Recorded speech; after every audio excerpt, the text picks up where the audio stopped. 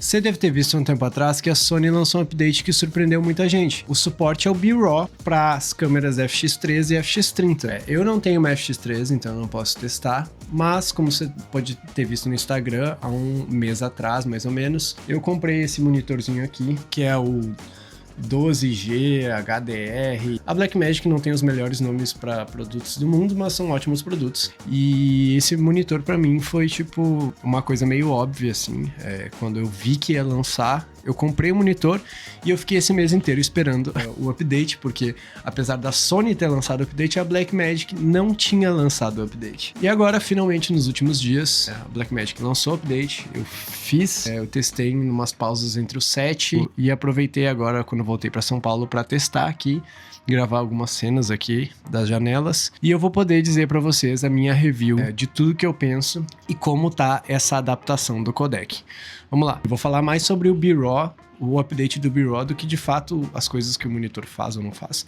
Primeiro, uma das questões que eu apontei lá no Instagram, você vai ter um crop na FX30, na FX3 você não vai, mas isso é uma questão da Sony, do jeito que a Sony fez o output em RAW, é que o sinal RAW que sai da FX30 aqui do HDMI dela é no máximo em 4.7K, mas não tem o que fazer.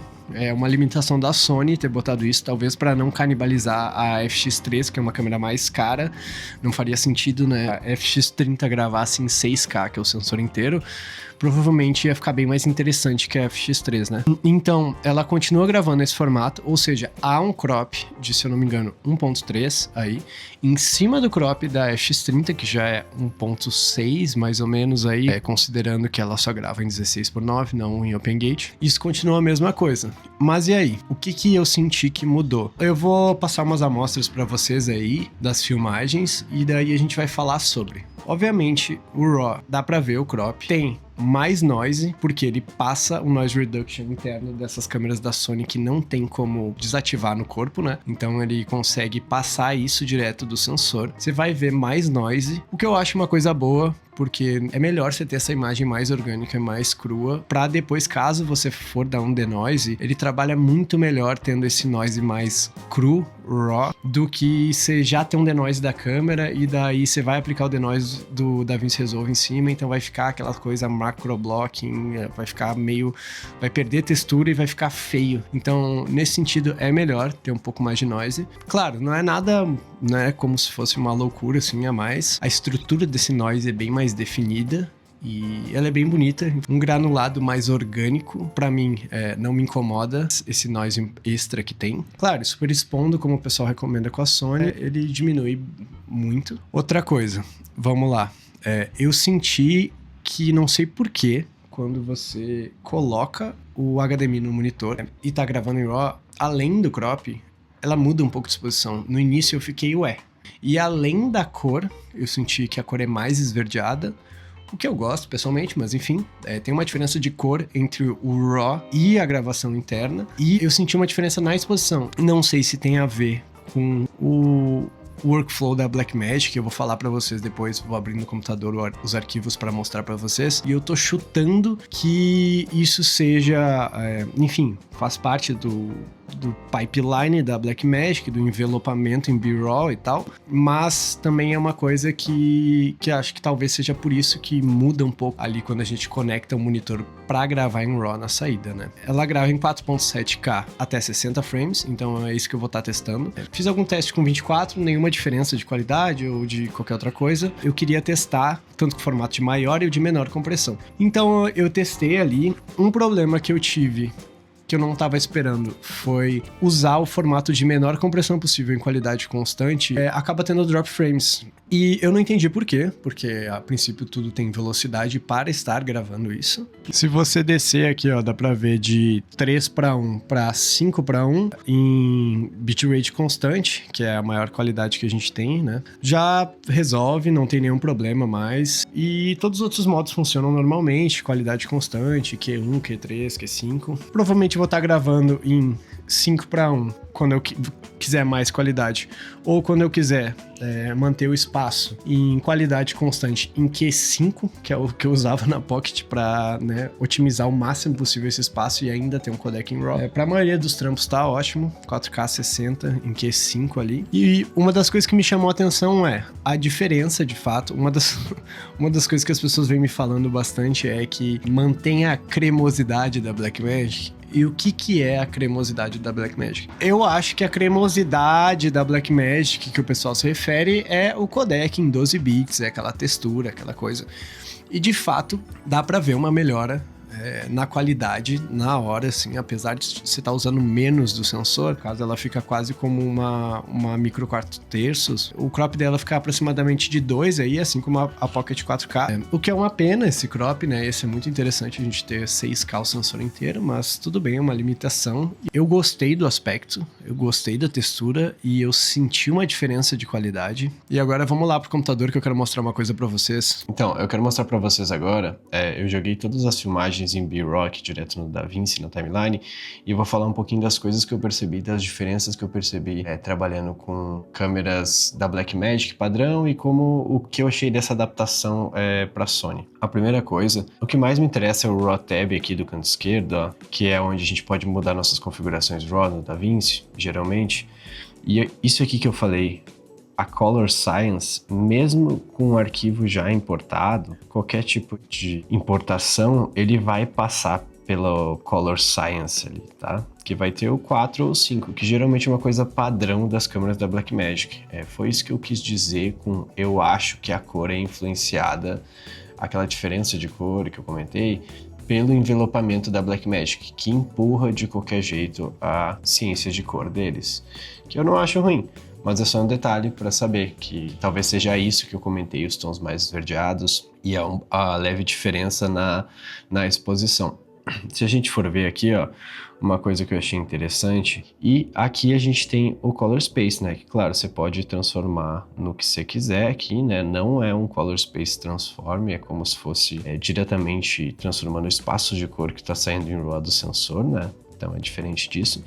E no início eu fiquei muito chateado com isso, né? De estar aqui, todos os Gamma Controls não estarem disponíveis. Essas outras configurações não ficam disponíveis a menos que você mude para Blackmagic Design Film ou Vídeo, ou enfim, um dos espaços da Blackmagic Design, assim como as câmeras da Blackmagic. Assim a gente vai conseguir interpretar corretamente esses dados. Claro, os outros que eu mencionei, que fazem falta, ainda não estão disponíveis, espero que venha em um update, mas aqui a gente tem todos os outros controles do RAW. E como eu falei, aquela diferença da exposição, ela aparece aqui também, ó. Você vê que quando a gente muda para Blackmagic, a gente estava em S-Log3 e daí foi para Blackmagic Film. Não sei se é o jeito que mapeia ou tem a ver com aquilo que eu falei da mudança de exposição, porque mesmo que eu não mudei o Color Space, né, só exportei eles para testar, ainda há aquela mudança de exposição e de cor. Então, mesmo assim ela permanece. Naqueles takes que apareceu a minha cara lado a lado, eu não fiz essa conversão aqui para deixar o mais próximo da saída RAW em S-Log3 ali e da saída direto da câmera. Mas aqui eu vou mostrar para vocês como acho que é o melhor jeito de aproveitar isso, né? De tratar essas filmagens. Então eu vou mostrar para vocês, geralmente eu gosto de aumentar o Highlight Roll-Off e o Shadow Roll-Off. Eu acho que é interessante. E, é claro, eu poder jogar aqui, eu não vou fazer nenhuma loucura aqui de fazer um grande grade ou nada assim. Eu só tô falando como você consegue ter acesso a essas configurações RAW, porque eu não tinha me ligado no início também. E essas são todas as amostras aqui. Vocês podem ver que algumas das mídias elas estão offline, porque, como eu comentei, o único problema que eu tive em relação à gravação foi com o maior formato possível, que é o bitrate constante, e ele foi o único que eu não sei porque ele deu drop frames. Eu coloquei no monitor para ele não parar, mas me avisar quando tiver drop frames, então ele vai tentar gravar e vai deixar eles na filmagem e vai me avisar, o que é meio curioso, porque eu, tanto com SSD ou gravando com um cartão V90 ali, isso acontece, então é um bug e eu espero que eles arrumem isso nos próximos updates. Claramente é relacionado ao vídeo assist, esse bug, mas eu acho que a Blackmagic logo vai consertar isso também. Eles costumam sempre estar fazendo bug fixes e lançando updates. E só a última coisa antes da gente voltar pro vídeo, só comentar aqui, enfim, vocês vão ver algumas diferenças, porque eu usei algumas lentes vintage e também gravei alguns takes no set aqui, com a Sigma. E uma coisa que eu ia dizer eu não vou fazer nenhum tratamento muito complexo, eu só vou transformar aqui para Blackmagic Design, deixar no espaço no Blackmagic Film, que é o mesmo que eu usava nas Blackmagics, e eu vou fazer uma coisa que eu não faço há muito tempo, que é usar algum dos meus LUTs aqui. Eu não fiz esses LUTs, eu não vendo LUTs nem nada disso. Esses LUTs são de um cinematógrafo chamado Spencer Sakurai, o canal dele é bem legal, se você gosta de cinematografia é um canal que vale a pena checar.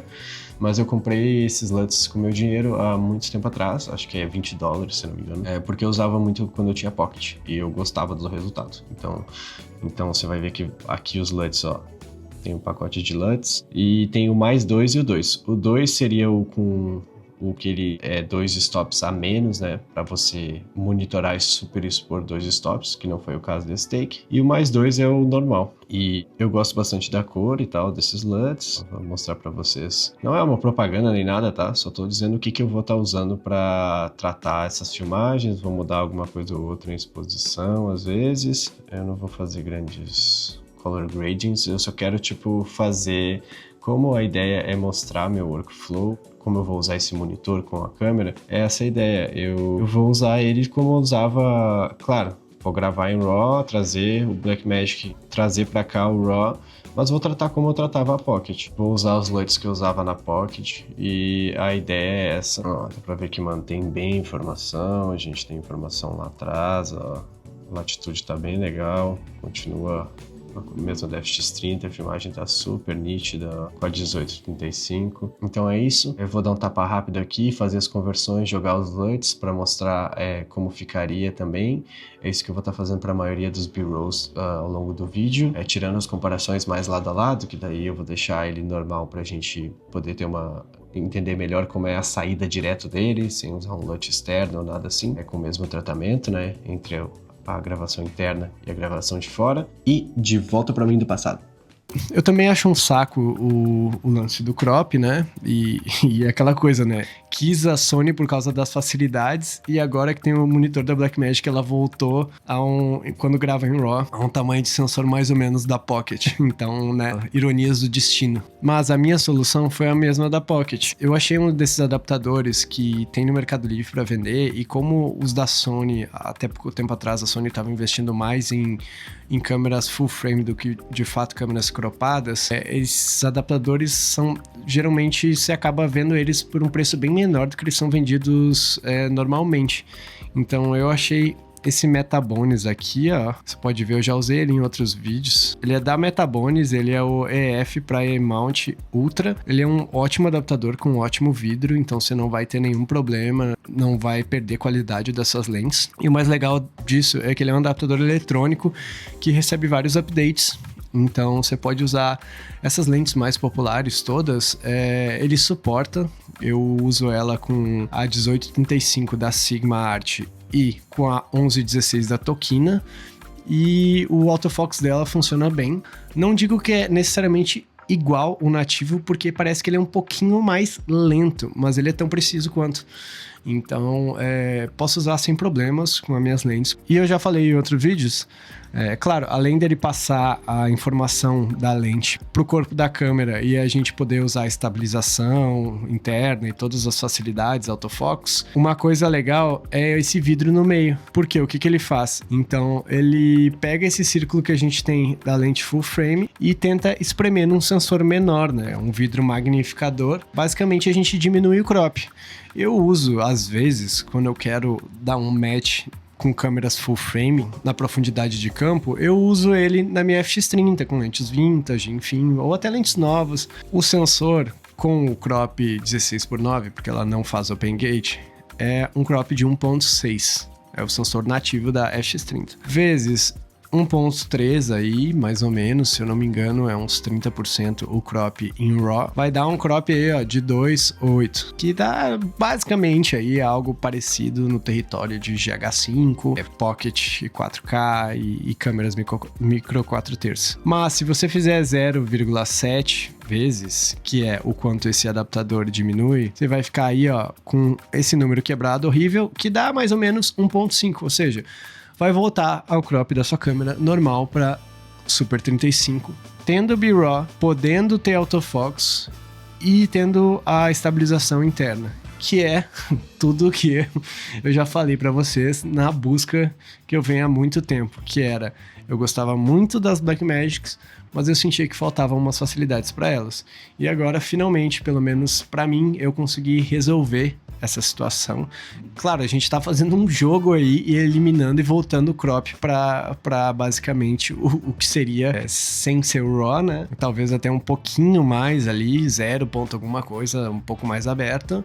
E ainda de quebra ganhando um stop de luz a mais, já que a gente tá usando só uma parte menor do sensor. É legal a gente dar mais luz ainda para essa partezinha, o que para mim é ótimo, usando uma lente como essa Sigma, que é tão nítida e tão clara, é uma combinação perfeita e é o que eu vou estar usando em vários dos meus trabalhos. E aí, depois disso tudo, depois de falar todas essas informações, o que eu acho sobre? Cara, depende muito de cada um. No meu caso, eu fiquei feliz porque era algo que eu queria faz tempo. Pode não ser a coisa mais prática do mundo. Tem gente que talvez o Atomos seja mais prático, você usa Final Cut. São monitores que vão te acompanhar bastante tempo, que tem formatos de RAW compatíveis com outras câmeras. Então é uma coisa que é um bom equipamento que pode ficar com você a longo prazo e funcionar para outras coisas. Eu comprei esse monitor por causa disso, por causa de outras funções que ele tem, gravar em SSD, para mim é muito cômodo, ter o SDI quando preciso gravar com outras câmeras, tipo Komodo, coisa assim. E fora que ele é um ótimo monitor, assim, ele é muito preciso e a qualidade dele é muito boa e ele é bem brilhante. Mas em questão ao RAW, você vai comprar só para isso? Depende do que você tá esperando. Ter mais flexibilidade num trampo, ou usar, às vezes, bater com outras câmeras da Blackmagic, ou câmeras que gravam RAW, tipo da Red, coisas assim, pode ser uma boa opção para você. Eu acho que para trampos mais profissionais, assim, que tem mais orçamento, ele já entra numa categoria legal, que é tipo assim, você pode oferecer um codec melhor e talvez uma qualidade aparente melhor, assim, a imagem. Aí vai depender do seu workflow, dos seus trabalhos, enfim, de como você usa a câmera. Se vai valer a pena para você o custo desse monitor, porque não é barato esse monitor, né? Nenhum deles tanto o Atomos, enfim. Vai depender de você se vale a pena ou não, de fato, você investir num monitor só para ter o RAW. Acho que se você quer só ter o RAW, a menos que você precise muito usar o RAW, eu não acho que vale a comprar um monitor só para isso, mas com todas as outras coisas que eles oferecem, eu acho que é um bom equipamento, na minha opinião, para o meu uso, claro. Sets um pouco maiores, que necessariamente, às vezes, alugaria uma outra câmera, por exemplo, uma Pocket, alguma coisa assim, eu não vejo a necessidade de ter que alugar ela se eu posso oferecer, né, um codec tão bom quanto e ter essa qualidade dessa câmerazinha com as facilidades que ela tem. Claro, infelizmente tendo que usar um monitor em cima dela, com baterias e coisas assim, e cabos, mas não é nada que também não fosse irrigar uma Pocket, então